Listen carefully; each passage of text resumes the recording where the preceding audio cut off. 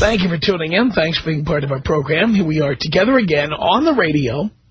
And in this segment of the program, I want to elaborate on something that I've been thinking about. This offends people because it's just something you're not supposed to say. You're not. This is something you're not supposed to say. It's so wrong. And yet, it's true. Now, understand, I've only discovered this after having made every mistake. And I'll be the first one to tell you this is a mistake I made repeatedly.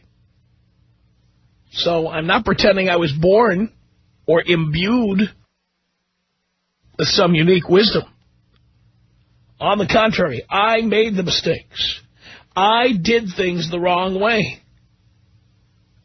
You name it, I did it. Everything but having kids, I did it. The one that it took me time to learn about was marriage. And marriage is so ingrained in our heads that we pretty much assume that we have to do it. We have to do it. Now, granted, less and less people are feeling that way. For the first time in American history, the American household is headed up by an unmarried person the majority of the time. Also, for the first time in history, the majority of women do not have a spouse. First time in American history. Going back as long as they've kept records, they started keeping the American census, Dean. Do you know what year that was? No? 1790. That was the first U.S. Census. So they've been keeping track of these things going back to 1790. This is the first time the majority of American women do not have a spouse. Many of them have our money in their bank accounts. Many of them have checks coming in from us. Many of them have our sperm and turned it into their children, which they are using to get money years and years into the future. But something finally clicked after all those times I got married and divorced. And it's very politically incorrect, much the way we did a show here where we talked about the kind of job where you look into a guy's eyes and you know he knocked up his girlfriend. So essentially he threw his future away. And we had people call in for an hour and tell what jobs those are. Lots of people thought that was offensive. Lots of people thought you just don't need to say that. You don't need to talk like that. But the fact is, it's true. It's like when everybody got mad at John Kerry because he said if you don't study hard enough, you'll end up in Iraq. Even if it's true, you're not supposed to say it. I'm going to say something now that I have learned from experience that's going to offend many of you. And I'm not saying it to offend many of you. It is essentially an epiphany I had. Something I learned after years of trying to do what clearly I was raised to believe was the right thing.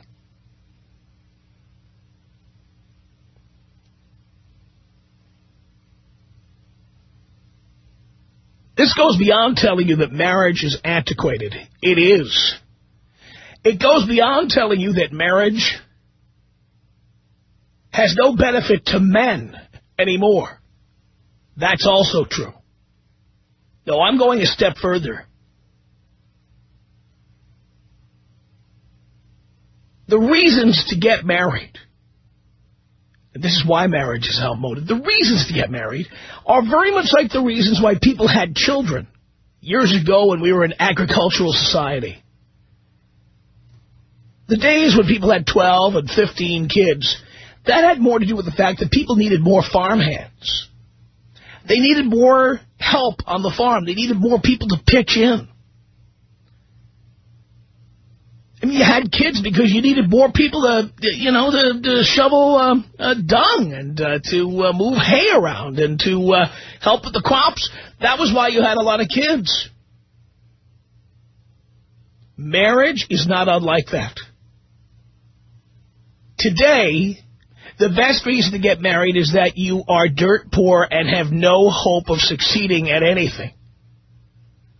Because that way you are guaranteed a roommate, cutting down on your expenses. You're guaranteed, however minuscule, another income coming into your home. Somebody to split the housekeeping with. Marriage is for people who can't afford housekeepers, can't afford anybody to help out with the kids, daycare, childcare of any kind. Marriage is for people who can't afford to ever have anybody cook for them, whether it be an actual cook or to eat out at a restaurant or even a fast food restaurant. Marriage is for people who need the benefits you get from marriage. Marriage is for people who need health insurance cheap. Marriage is for people who need tax credits or tax exemptions. In short, it's for people who are unemployed, people who are barely employed, people who essentially have given up on their lives. Marriage is for losers. Now, I understand there are many people who got married who are not losers, so don't misread what I'm telling you. I'm not telling you that if you're married, you're a loser. What I'm saying is, losers are the only people who should be getting married. Because losers will get some of the minuscule benefits they can eke out from being married. Why would a successful individual like myself need to be married? And in fact, let's throw in anybody. Any celebrity. You see these celebrities getting married? Why? Why? Why did Brad Pitt need to get married? Or Jennifer Aniston? Why does any celebrity need to get married? Anybody who's making good money, who needs it? How many guys have called this show and I say, why did your girlfriend move in with you? Why did you allow that? And they say, well, I needed someone to help out with the rent. Exactly. That's my point. These are people who are such losers they can't even find a same-sex roommate. That is what marriage is for. So, yes, you know what? I keep saying that there's no benefit to guys. And generally that's true, with the exception of losers. If you're one of those guys who knocked up your teenage girlfriend, one of those guys who decided to smoke weed all through junior high and high school, and you didn't get very good grades, and you can't even afford to go to a community college. If you're one of those guys who thinks going to a trade school is the same as going to college, if you're one of those guys who doesn't just work at Ralph's or Safeway or McDonald's as a high school job or a college job, but you plan to make a career out of it, you are a candidate for marriage. If you have ever asked anybody if they want antifreeze, or they want wiper fluid, or if they need an oil change, if you've ever asked somebody if they need their windshield washed, if you have ever asked somebody if they want their shoes shined, hey, wonderful that you're willing to work for a living, but you know what? You're a candidate for marriage. Because you're the kind of loser that those benefits would be good for. You need the benefits. You need the tax credits. You are dopey enough to believe that the more children you have, the more tax credits you get. You are dopey enough to believe that two can live as cheaply as one. You're the kind of person who should get married. But anyone with well, listen, I'm going to leave it to guys, because women do stand to benefit from getting divorced and taking our money. But if you're a guy and you have anything going for you, education, smarts, creativity, you're a professional something or other, if you're that kind of guy, you don't need to be married. And you go, Tom, you've been married so many times. What about you? Yes, yes, yes. Married and divorced, yes. Because that's what I knew my whole life. My parents were married for 40 years. Yes, I did that. I also grew up dirt poor. Hell, when I was 17, I moved in with my girlfriend, and she was my roommate at a $135 a month apartment in Brooklyn. That is correct. We sold Subway slugs and pot out of our apartment on East 15th Street in Brooklyn. Yes, we did. That's true. Because I was a loser. I had dropped out of college. I was broke. I married somebody with very large breasts who was 4 years older than me, and the best thing I'd ever had in the sack in my entire life. I didn't know what I was going to do next with my life. I wanted to be in radio. I didn't know how to get started. I didn't know how to get my career going. I had dropped out of college, so I figured, my God, if I don't go to college, how am I ever going to get this done? So I punted. I took a day job. I wore a suede jacket to work every day, and I said goodbye to my wife because I was a loser, and I believed I would always be a loser. I believed that I wasn't going to get much further than this. Marriage is perfect for people like that. I grew up around people like that. That's what I grew up around. I grew up around trailer trash. I grew up in a neighborhood of Guidos and Vitos and Vinnies. That's what I grew up around. Guys who, you know, they had a full beard by age 13. Guys who were knocking up their girlfriend by age 15. Guys who had 3 kids by age 19. That's what I grew up with. Of course they get married. Their hope is to not be pumping gas at the Exxon station. Their hope is to be the manager of the Exxon station. Just like the guys who work at McDonald's, they comfort themselves by saying, you know what? Today I'm a crew member, and tomorrow I'll be the assistant night manager. These are the guys who should get married. These are the guys. Guys who need a wife as a roommate. Guys who need the tax credits. Guys who need the cheap health insurance. The family benefits.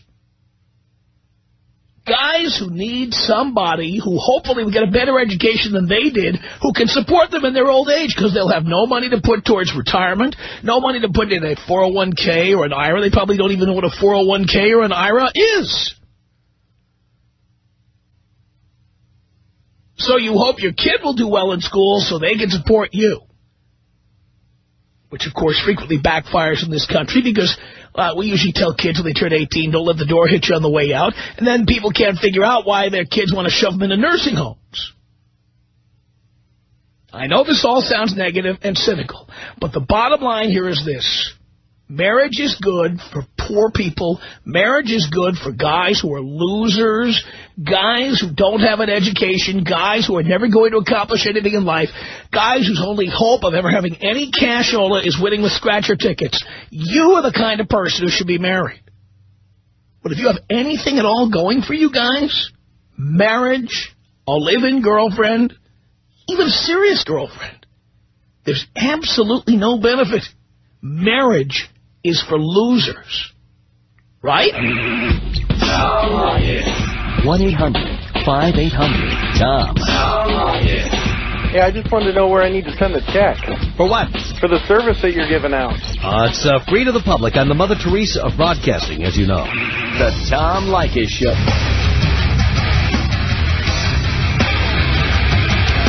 The Tom Leykis Show. That 1-800-5800-TOM. Renee on the Tom Leykis Show. Hello. Hello. How are you? Great. Yeah, me too.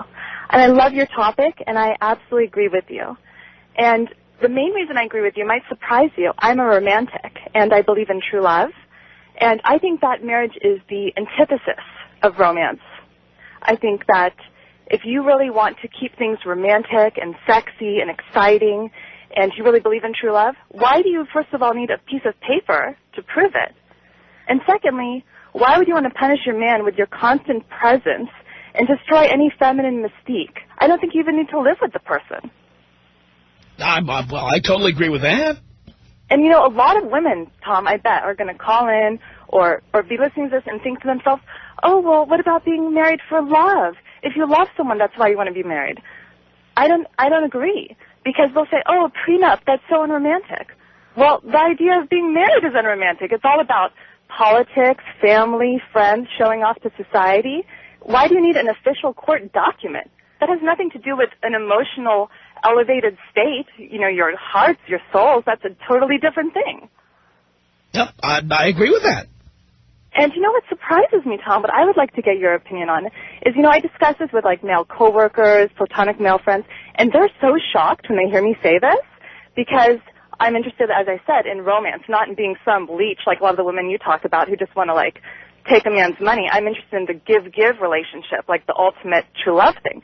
And they're like, what? You don't even want to ever live with someone? And I said, no. I said, I think it'd be so much more exciting to just have an ongoing courtship and a romance if you ever find the one. And they just are shocked. They want to live with someone.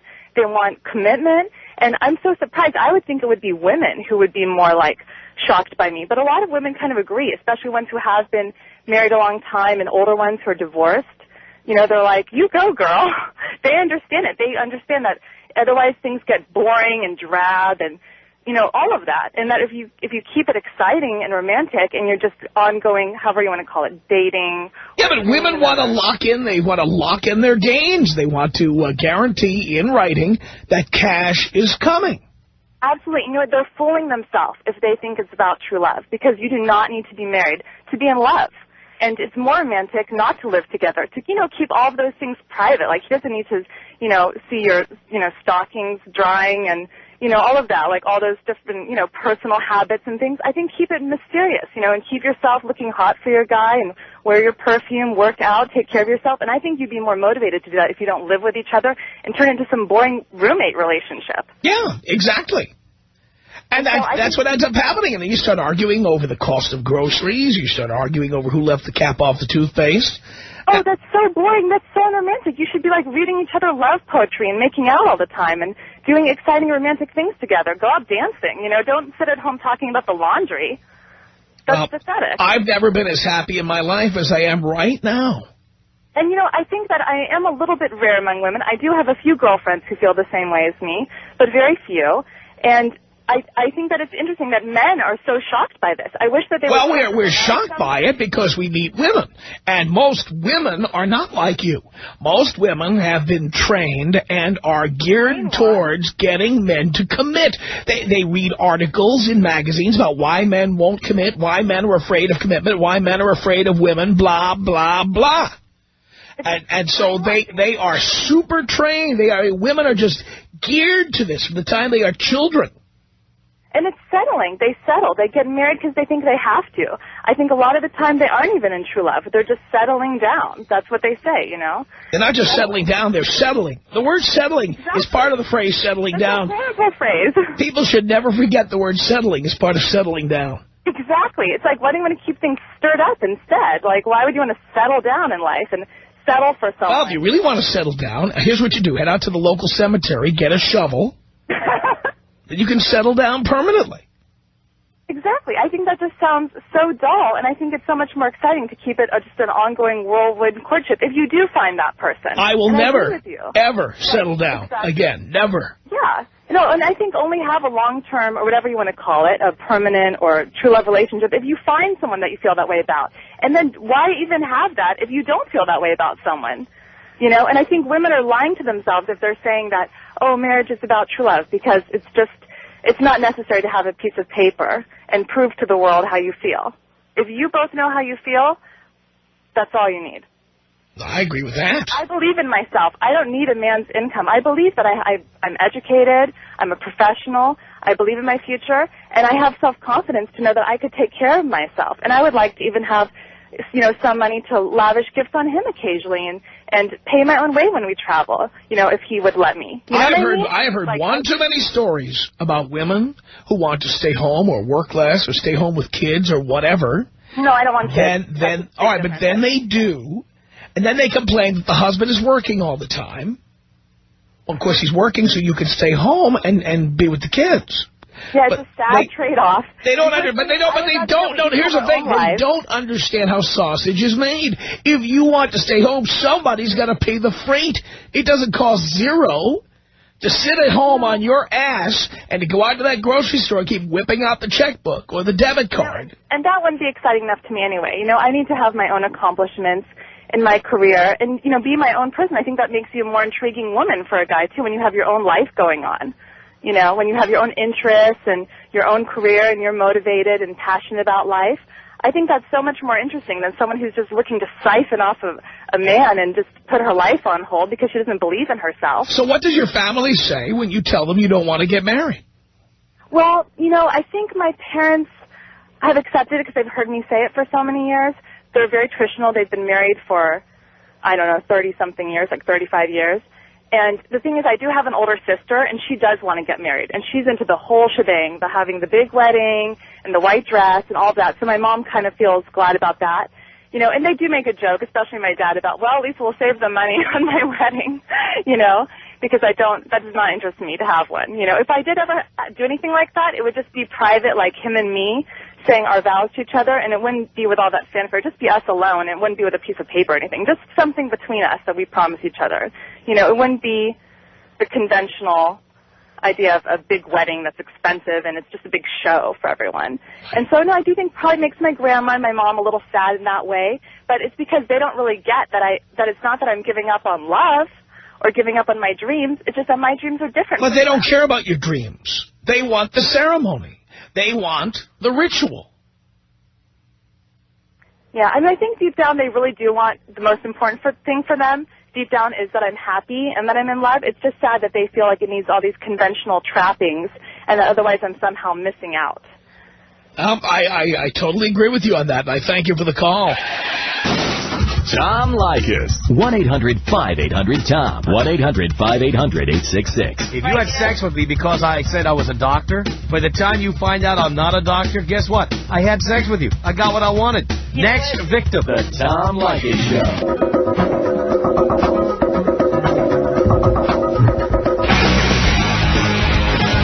Tom Leykis Show at 1-800-5800-TOM. I have an epiphany, and that is that marriage is for people who have nothing to look forward to. They need a roommate, they need tax credits, they need health insurance, they need someone to help pay their student loans when they go to trade school. That's what they need. If you got money or you got success of any kind or potential for the future to be a doctor, lawyer, architect, or anything, an entrepreneur, somebody who has cashola, you don't need to be married. And I learned it the hard way, boys. Scott on the Tom Leykis Show. Hello. Hi, Tom. How are you? Great. Hey, I just wanted to say, first of all, I love your show. It's very, very entertaining. I just want to let you know that I am a 19-year-old male, and I will be getting married next year to a 18-year-old woman that I love. Right. What college are you going to? Right now, I'm not currently taking a college. Hardly surprised. You're the perfect candidate. Well, that's because I'm already an EMT, Tom, and I am already currently working as a... You're in what? An EMT, emergency medical technician. Uh-huh. Mm-hmm. And so therefore you don't need college. Who needs college? Well, you know, it's not something I'm throwing away, but I mean... Yes, it is. School is not really for me, Tom. Right. Being married is for you. Being married is for you. Well, I think it is because that's a lot of along the lines of the way I was raised. And it's just something that's really in me. I was raised that way, too, but guess what? My parents didn't have going for them what I have going for me. My parents were poor. Well, I can understand that. I mean, I didn't... So they needed to get married. Well, it's because I want to get married. Yeah, but again, at 19, you're not old enough to understand that there's absolutely, positively, no benefit to you. And in fact, it's a huge risk for you. But being that you have no plan on going to college, no plan on getting a higher education, Being that your whole plan is to work as an EMT and then come home and have your little wifey there waiting for you when you come home from being out at night on the ambulance. I guess it's perfect for somebody like you who needs the benefits of being married. I'm not satisfied with just staying on an ambulance. I'm actually moving to work for the fire department, and so I'm putting all my applications in that way. But let me ask you a question. Why not college? And the answer is because you're so busy with your girlfriend that you don't want to waste time or money going to college. Well, you know, it's not so much the time. I have the time. I do take classes here and there that I taking classes here and there. That's like going to the learning annex, okay? We're not talking about taking classes here and there. Going to college means you have a certain number of credits you take each semester. You have a certain number of credits you need to graduate. Certain fields of study, you have to take certain courses in order to graduate. That's going to college. Going to any class you feel like it every now and then, that's not college, son. Right. Well, what I pride myself on now, Tom, is that I have made myself, by 18 years old, self-sufficient. I support myself. Well, so did people who worked in the coal mines. So did people as kids who, had to do child labor. Of course they did. They were self-sufficient. But the point is, you will reach an arc. You can only go so far in life, and you've already given up. So you're a perfect candidate to get married. Oh, I don't see that I've already given up. Sure you have. Someone who can. I feel like I've got someone now that will. I know, but you're 19. What do you know? Oh, I don't know as much as you, Tom, but that's right. I do know what I want and what my plans. Well, but what you want is based on being 19. You know, when I was 12, I wanted to drive my dad's car. That's what I wanted. Now, would that have been good for me? No. How about the other people on the road? Would it be good for them? No. But I knew in my heart when I was 12 that I could drive. And I wanted to drive. You know what else I wanted to do when I was 12? I didn't just want to drive. I wanted to drive a fire truck. Now, I wanted to do that. And I knew what I wanted. I knew exactly what I wanted. I had toy fire trucks. I had large toy fire trucks that you could sit on and pedal. And I was ready for the real thing. And the fact that I wanted to do it, was that a good idea? Should I have driven a fire truck? No. What would have happened to me if I drove a fire truck? Probably something terrible, right? Right. But I wanted it, and I knew I wanted it. Just like you know what you want, I knew what I want.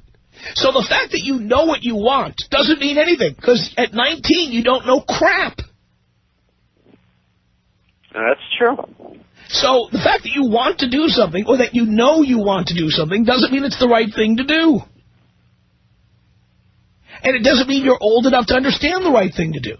Well, if people didn't do what they want, Tom, then how would anything happen? Again, maybe what you do is you say, even though I want to do this, maybe I don't know enough.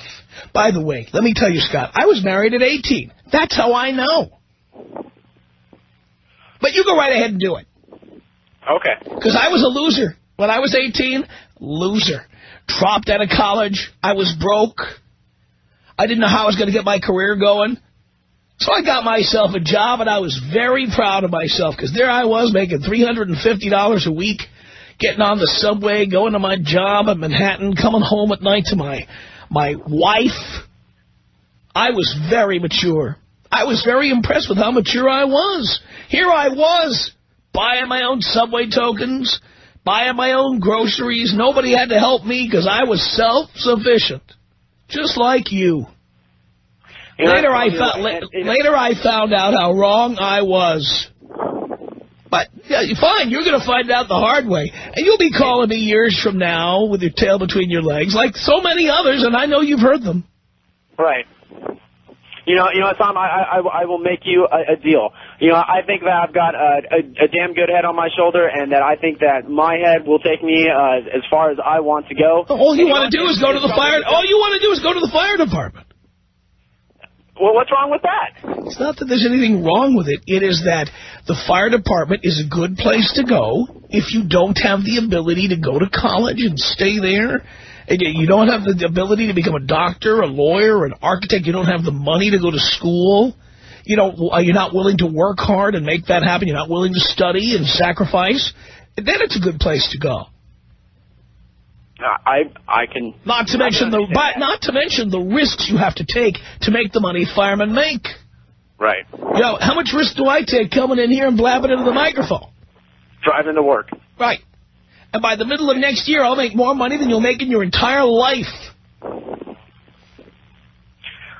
You know what, Tom, if any of this goes south, and I'll call you up, and I will owe you a big apology. Hang on a second, Scott. Matt, what did you want to say to Scott here? Scott, this is the worst thing you could be doing is not going to college, dude. I was in your same shoes. When I was 18, I didn't go to college. I didn't get my paramedic.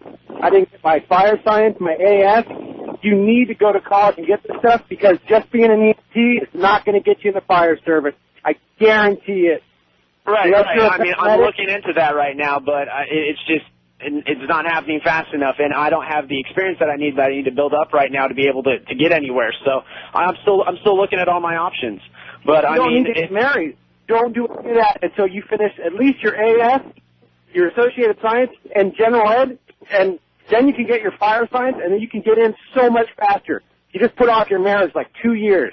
And Tom, you know, I wanted to be a fireman when I was younger, and they make a pretty decent living. They make, you know, $70,000 to $80,000 a year. That's decent, not great, but decent. Right, and look, now, by the way, you won't be making that money down the road. By the way, never forget the risks that firemen have to take to make that money. Yeah, as much as people have to say what good money it is, they risk death every day of the week. True. That's true. So when you consider, that is true. Do you really think they're paid all that well when you consider they risk their lives every day? Well, it's a calling. Not everyone can do it. So. Yeah, but is it really worth it? You never know when the next 9/11 is going to come along, Scott. There you are, and maybe the Transamerica building in San Francisco comes down, and you have to go in and deal with it. You never know what you're getting for your $60,000 a year. That is very, very true, Tom. The next time a plane goes into a building, I'm going to be sitting in an air-conditioned studio telling people to get out of the building. And you're going to be in the building. I just want to tell Matt that I appreciate his advice. I hadn't heard any of that advice from anybody before, and I really appreciate the new info. All right, Scott, Matt, thank you.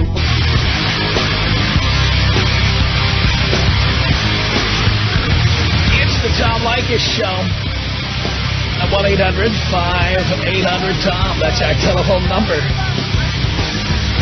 Cole on the Tom Leykis Show. Hello. Yeah, hi, Tom. Hi.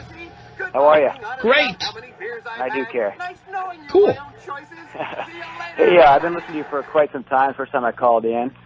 And I agree with most of what you had to say. Although you make the comment something to the effect of getting married is for guys who have no game. Now, does that apply to all age groups, or is that directed towards, like, a certain age group? Well, it's people who have no game. It's people who have no future.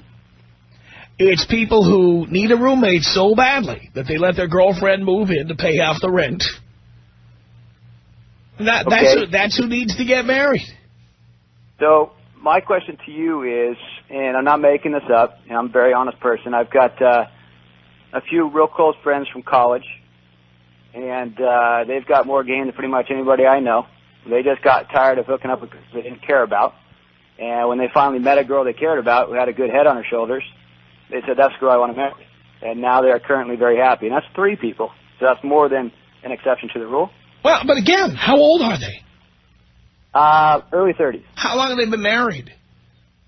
About 6 years. Yeah. All right. Well, let's see if they make it to 10, 15, 20 years. The fact is that 1 out of 2 marriages ends in divorce. That's a fact. That's a fact. What about the stat that comes from people who get married after 25? What do you mean the stat that comes from people who get married? The stat for people who get married under 21 is the stat I've seen. 80% of those marriages